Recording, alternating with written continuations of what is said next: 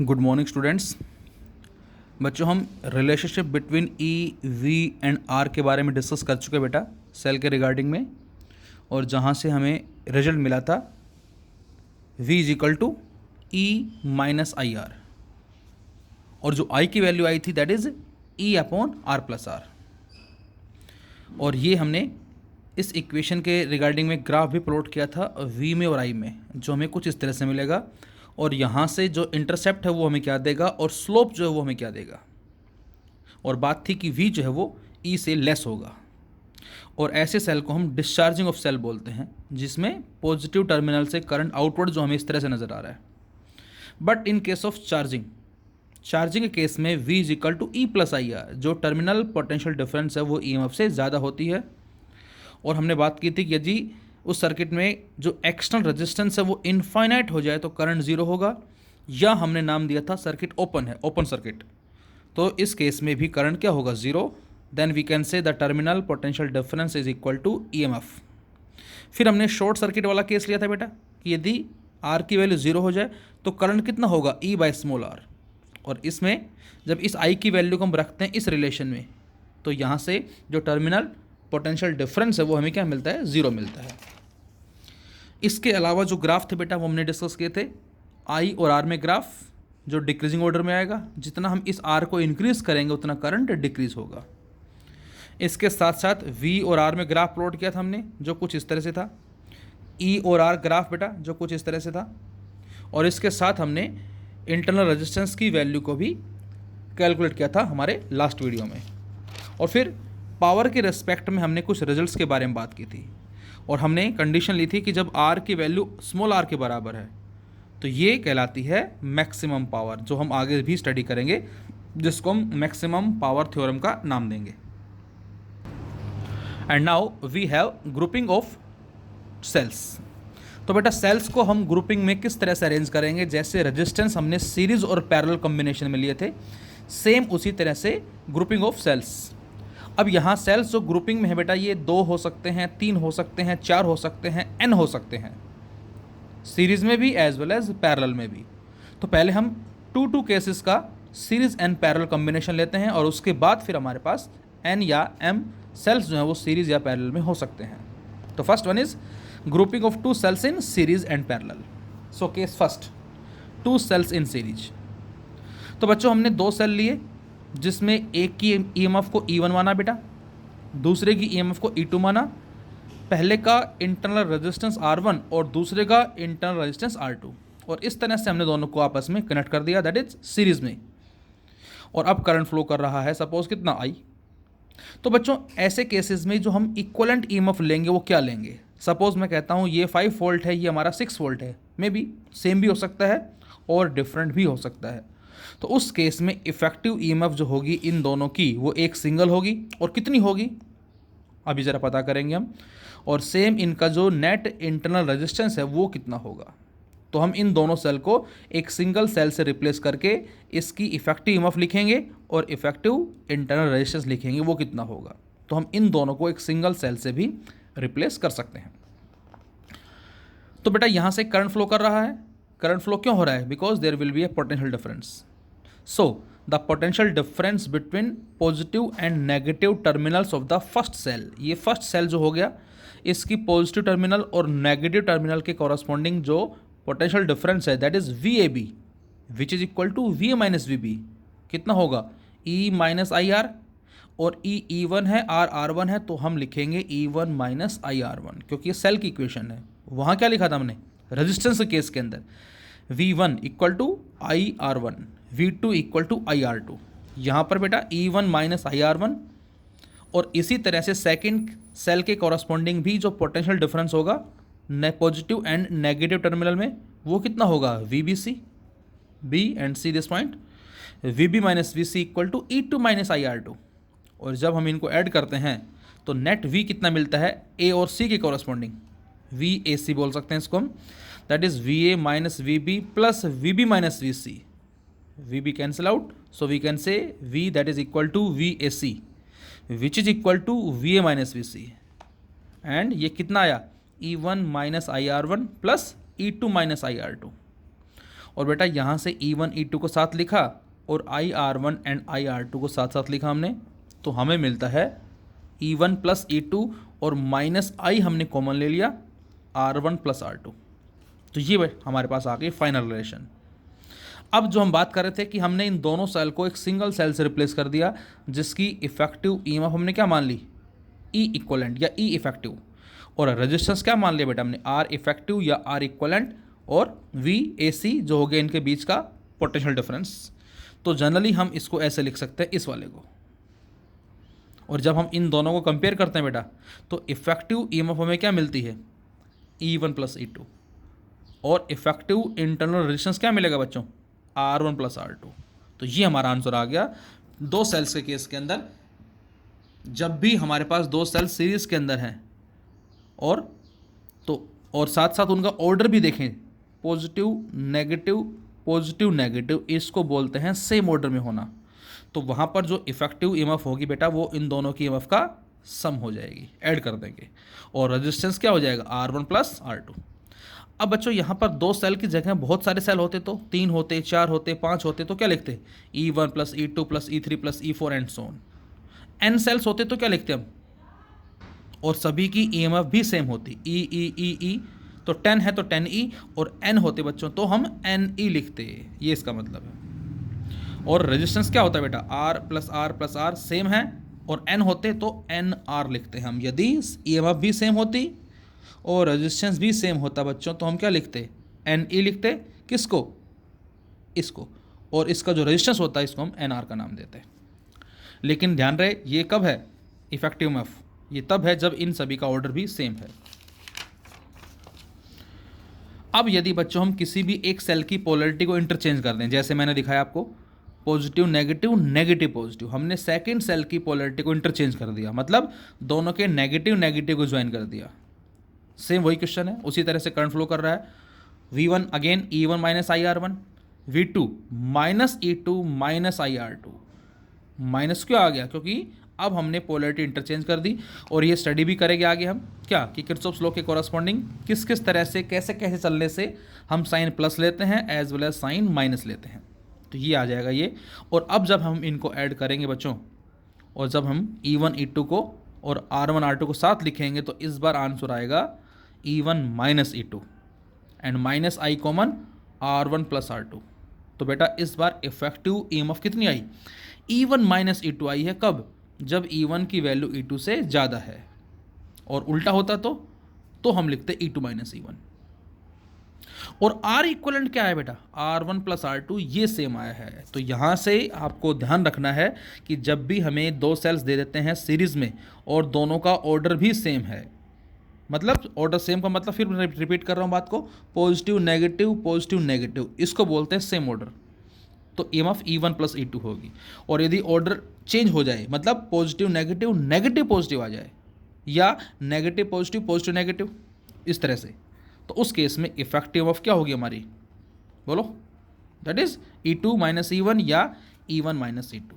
जैसे मैं आपसे कहता हूँ, ये हमें डायग्राम दिया कुछ इस तरह से, कुछ सर्किट दे रखा है, और सर्किट में दो सेल हैं, इंटरनल रेजिस्टेंस भी है, एक्सटर्नल रेजिस्टेंस भी है। ये हमें दे दिया 9 वोल्ट, सपोज करें 9 वोल्ट, और ये हमें दे दिया 5 वोल्ट। अब आपसे कहा जाए कि करंट जो वो ऐसे फ्लो करेगा या ऐसे फ्लो करेगा, ध्यान से देखें। तो ये E1 है, ये E2 है, E1 E2 से ज़्यादा है, तो करंट इस तरफ जाएगा ऐसे, इन दिस वे। तो ये जो 9 वोल्ट का सेल है बेटा, ये क्या हो रहा है, डिस्चार्ज हो रहा है, और इसके कॉरस्पॉन्डिंग जो टर्मिनल पोटेंशियल डिफरेंस होगा वो क्या होगा, ईएमएफ से लेस होगा बच्चों। और ये जो 5 वोल्ट का सेल है, ये क्या हो रहा है, ध्यान से देखें, ये चार्जिंग हो रहा है, करंट इसमें जा रहा है। तो चार्जिंग होने का मतलब यहाँ पर जो टर्मिनल पोटेंशियल डिफरेंस होगा इसके कॉरस्पॉन्डिंग, वो इसकी ईएमएफ से ज़्यादा होगा। ये वही केस आ गए चार्जिंग और डिस्चार्जिंग वाले। तो ऐसे क्वेश्चंस हमें आगे भी मिलेंगे फिलहाल। तो ईएमएफ में चेंज आएगा यदि ऑर्डर चेंज करते हैं तो, लेकिन इंटरनल रेजिस्टेंस दोनों ही केस में क्या रहेगा, सेम रहेगा। And now we have 2 cells in parallel. अब हमने 2 सेल लिए हैं बेटा, उसी तरह से ईएमएफ E1 E2 है, रेजिस्टेंस R1 R2 है, और ये इस बार जो करंट होगा वो I1 यहाँ से, I2 यहाँ से, नेट करंट I। और इस बार देख सकते हैं, ये हमने पॉइंट B1 मान लिया, ये B2 मान लिया, B1 इसकी पॉजिटिव से कनेक्ट है, B2 इसकी नेगेटिव से कनेक्ट है, ये B1 पॉजिटिव से कनेक्ट है, ये B2 नेगेटिव से कनेक्ट है। तो इस केस में हमारी इफेक्टिव ईएमएफ और जो इफेक्टिव इंटरनल रेजिस्टेंस है वो क्या होगा। अब यहाँ पर बड़ा ही इंटरेस्टिंग क्वेश्चन भी बनता है हमारा, अभी ज़रा बात करेंगे हम कि यदि R1 R2 हमारे 0 होंगे तो क्या होगा। अभी ज़रा बात करते हैं फिलहाल। तो बच्चों इस बार दोनों के कॉरस्पॉन्डिंग पोटेंशियल डिफरेंस सेम होगा। तो यहाँ से V1 equal to V2, that is VB1 equal to VB1 minus VB2 जो है दोनों का वो सेम होगा। लेकिन नेट करंट कितना होगा बेटा, I, that is equal to I1 plus I2। अब I हमें पता है क्या होता है इस रिलेशन से, V equal to E minus I R. इस IR को लेफ्ट में ले जाके V को राइट में ले जाके और R से डिवाइड कर दें हम, तो हमें करंट मिलता है E minus V by R. तो अब आप बताएं कि I1 कितना होगा, E1 minus V upon R1। I2 कितना होगा, E2 minus V upon R2। दोनों को रख दें हम यहाँ पर, तो ये इक्वेशन आ जाएगी। और अब इसको सेपरेट करें हम कैसे, E1 by R1 minus V by R1 plus E2 by R2 minus V by R2। And now अब हम इन दोनों को साथ साथ लिख दें, E1 बाई R1 और E2 बाई R2 को, और V by R1 V by R2 को साथ साथ लिख दें हम। तो यहाँ से बच्चों हमें मिलता है क्या, I equal to E1 upon R1 plus E2 upon R2 minus V common ले लिया बेटा हमने, 1 by R1 plus 1 by R2। अब इसके बाद जो स्टेप है ये बड़ा ध्यान देने वाला है बेटा, क्योंकि अक्सर स्टूडेंट्स यहाँ पर आके मिस्टेक कर जाता है। कैसे, पहले ज़रा एलसीएम लेते हैं हम। तो जैसे एलसीएम लेंगे बेटा तो ये बन जाएगा E1 R2 plus E2 R1 upon R1 R2। और यहाँ से क्या बन जाएगा, एलसीएम लेंगे हम R2 प्लस R1 या R1 plus R2 upon R1 R2, और लेफ्ट में क्या आ गया, I आ गया। और अधिकतर बच्चे इसको नाम दे देते हैं इफेक्टिव ईएमएफ का, और इसको नाम देते हैं इफेक्टिव इंटरनल रेजिस्टेंस का, जबकि ये रॉन्ग होगा बेटा। तो मैंने लिखा है सी केयरफुली। इस स्टेप के बाद आपको याद रखना है कि इफेक्टिव ईएमएफ ये नहीं होगी। क्यों नहीं होगी बेटा, क्योंकि हमें पता है कि इफेक्टिव ईएमएफ के लिए जो इक्वेशन होती है वो होती है V is equal to E equivalent minus में I इंटू में R इक्वलेंट। ये रिलेशन होती है बच्चे, ध्यान से देखें। इसमें लेफ्ट में V है, जबकि यहाँ पर लेफ्ट में क्या है, I, तो हम कंपेयर नहीं कर सकते। इसमें R के साथ क्या है बेटा, I, इसमें R के साथ क्या है बेटा, V। तो ये इक्वेशन अभी इस फॉर्म में नहीं है, इसलिए हम इसको कंपेयर अभी नहीं करेंगे। तो इसीलिए हमने कहा है बेटा ये इफेक्टिव ईएमएफ और ये इफेक्टिव इंटरनल रेजिस्टेंस नहीं होगा, ये आपको ध्यान रखना है। तो क्या करना पड़ेगा, तो बेटा हमें इस इक्वेशन को इस फॉर्म में कन्वर्ट करना होगा, और कन्वर्ट करने के लिए V को फ्री करना पड़ेगा पहले। और V को फ्री करने के लिए हमने क्या किया, इस पूरे फैक्टर को लेफ्ट में ले गए और इधर से I को ले आए राइट में। और जब ये सारा फैक्टर माइनस का इधर लेफ्ट में आएगा तो प्लस का हो गया, R1 plus R2 upon R1 R2 into V। और उधर क्या था पहले से, E1 R2 plus E2 R1 upon R1 R2, और ये I उधर चला गया माइनस I। और अब जो लेफ्ट में R1 R2 है बेटा, इसको क्रॉस मल्टीप्लाई करके ऊपर ले आए इधर, और R1 plus R2 cross multiply करके नीचे ले आए। केवल इसकी बात कर रहे हैं हम। तो जब क्रॉस मल्टीप्लाई करके इसको इधर और इसको इधर शिफ्ट करते हैं तो V हो गया free. So V equal to R1 R2, ये टर्म ऊपर चली जाएगी और ये नीचे आ जाएगी अपॉन R1 प्लस R2, और ब्रैकेट के अंदर क्या है बेटा, E1 R2 plus E2 R1 upon R1 R2 minus I, और ब्रैकेट बंद। अब मैं आपसे कहता हूँ 2 माइनस एक्स और बाहर है y, मैं लिखता हूँ क्या, 2 माइनस एक्स और बाहर है y। तो क्या इसको मैं ऐसे लिख सकते हैं 2y माइनस एक्स वाई, बिल्कुल लिख सकते हैं। y को एक बार इससे मल्टीप्लाई, एक बार इससे मल्टीप्लाई, सेम चीज़ यहाँ पर है बेटा। इस सारे को एक बार इससे मल्टीप्लाई करेंगे और इसी सारे को एक बार I से मल्टीप्लाई करेंगे। तो जब इस फैक्टर को 1 बाय 1 दोनों से मल्टीप्लाई करेंगे तो ये एज इट इज़ एक बार इससे मल्टीप्लाई कर दिया, minus I as it is और एक बार इससे मल्टीप्लाई कर दिया, और ये R1 R2 इस वाले से कट जाएगा। तो अब हमें क्या मिला बच्चों, फाइनली ध्यान से देखें, E1 R2 plus E2 R1 upon में R1 प्लस R2 माइनस में I into R1 R2 upon R1 plus R2। और अब हमारे पास इक्वेशन जो है ये वाली, ये इस फॉर्म में आ चुकी है। अब हम कंपेयर करेंगे। So now effective EMF equal to E1 R2 plus E2 R1 upon में R1 प्लस R2, ये हमारी कहलाती है बच्चों इफेक्टिव ईएमएफ 2 सेल्स के लिए। एंड R इक्वलेंट कितना होगा, R1 R2 upon R1 plus R2।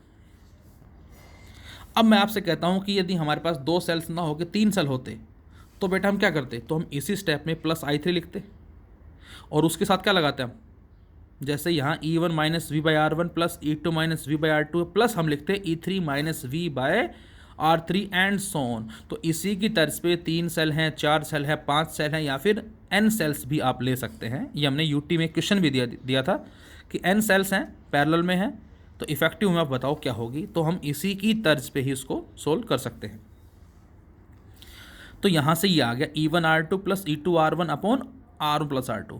अब मैं कहता हूँ कि दोनों सेल की ईएमएफ सेम है और दोनों का इंटरनल रेजिस्टेंस भी सेम है, तो उस केस में इफेक्टिव ईएमएफ क्या आएगी बेटा, ये भी E, ये भी E, ये भी R, ये भी R, तो ER plus ER by 2R, तो ये बन जाएगा 2ER by 2R, that is E के बराबर। ये इसका मतलब है 10 सेल होते तो 10ER अपॉन 10R E के बराबर, 50 सेल होते तो 50ER अपॉन 50R E के बराबर। तो यहाँ पर हमारे पास आंसर मिलता है कि यदि पैरेलल कॉम्बिनेशन में सभी की ईएमएफ सेम है और ऑर्डर भी सेम है तो उस केस में जो इफेक्टिव ईएमएफ होगी वो एक सिंगल सेल के बराबर होगी, लेकिन रेजिस्टेंस कितना होगा internal, that is RR by 2R, that is R by 2। 10 cell होते तो R बाई 10 और M सेल्स होते तो बेटा R बाई M लिखते हैं हम इसमें। अब इसमें मैंने लिखा नोट, हमने लिया positive negative positive negative positive negative negative positive negative positive, ये सारे सेल सीरीज में है और आपसे कहा जाए इफेक्टिव ईएमएफ बताओ क्या होगी। तो बेटा इन तीनों का ऑर्डर सेम है, इन दो का सेम है, तो इन तीनों को ऐड करके लिखा 8 वोल्ट और इन दो को ऐड करके लिखा 3 वोल्ट। अब दोनों का ऑर्डर अपोजिट है तो ये 8 वोल्ट ये 3 वोल्ट, तो नेट ईएमएफ कितनी हो जाएगी 5 वोल्ट और पोलैरिटी भी उसके हिसाब से बोलेंगे हम, तो ये 5 वोल्ट हमारे पास होगी, दैट इज इस कॉम्बिनेशन की इफेक्टिव ईएमएफ। अभी जो मैं बात कर रहा था आपसे क्या कि हमारे पास 2 सेल्स पैरेलल में हैं, इफेक्टिव ईएमएफ जो हमारे पास वो इस केस में कितनी होगी यहाँ से, और इसका इंटरनल रेजिस्टेंस भी है और इसका फॉर्मूला हमारा ये आया। अक्सर कई बार क्वेश्चंस में इसी तरह का कॉम्बिनेशन गिवन होता है लेकिन वहाँ पर इंटरनल रेजिस्टेंस जो बेटा वो 0 होता है और फिर पूछता है कि बताओ टर्मिनल पोटेंशियल डिफरेंस जो वो कितना होगा। तो यदि हमें ऐसा क्वेश्चन दिया जाए जिसमें R1 R2 है ही नहीं और आपसे कहा जाए कि find out the potential difference like this, 2 cells हैं पैरेलल में हैं लेकिन दोनों की ईएमएफ अलग अलग है, V1 फाइंड आउट करना है। 2 सेल्स हैं पैरेलल में हैं लेकिन ऑर्डर अलग अलग कुछ इस तरह से है। यहाँ पर देखो ऊपर नेगेटिव पॉजिटिव नीचे नेगेटिव पॉजिटिव, ऊपर नेगेटिव पॉजिटिव नीचे पॉजिटिव नेगेटिव है, तो यहाँ पर बताना है हमें पोटेंशियल डिफरेंस V1 और यहाँ बताना है पोटेंशियल डिफरेंस V2 जो कितना होगा। और कंडीशन क्या है बच्चों, कंडीशन ये है कि E1 जो है वो E2 से ज़्यादा है और R1 R2 क्या है बेटा 0। तो ऐसे को हम बोलते हैं शॉर्ट सर्किटिंग, एक सेल दूसरे सेल को शॉर्ट सर्किटिंग कर रहा है, ये इसका मतलब है। तो ऐसे केस में what will be the terminal voltage, तो ये बच्चों आपको याद रखना है, in both cases the terminal voltage will be equal to smaller EMF. हम ऐसे केसेस में जो टर्मिनल वोल्टेज लेते हैं बेटा ये क्या लेते हैं, दैट इज स्मॉलर ईएमएफ वाले लेते हैं, मतलब V1 equal to V2 equal to E2। तो दोनों ही केस में जो टर्मिनल वोल्टेज होगी वो किसके बराबर होगी, E2 के बराबर, जो लेस वाली है उसके बिहाफ पे है, क्योंकि करंट फ्लो करेगा हायर से लोअर की तरफ जाएगा और ऐसे केसेस में बैटरी के डैमेज होने के चांसेस भी होते हैं, तो इसको शॉर्ट सर्किटिंग केस का हमने नाम दिया है। तो लेस वाला जो होगा उसको हम नाम देंगे हम टर्मिनल वोल्टेज का।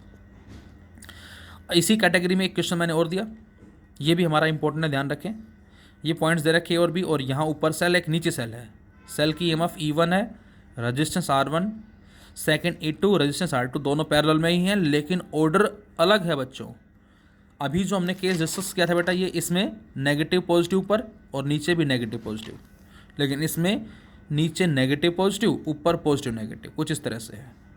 और यहाँ पर जो करंट चला इससे हमने मान लिया I1 इधर पहुँचा, उसके बाद इस तरफ करंट कितना चला गया I2, इधर कितना गया से I1 माइनस I2, एज्यूम किया हमने।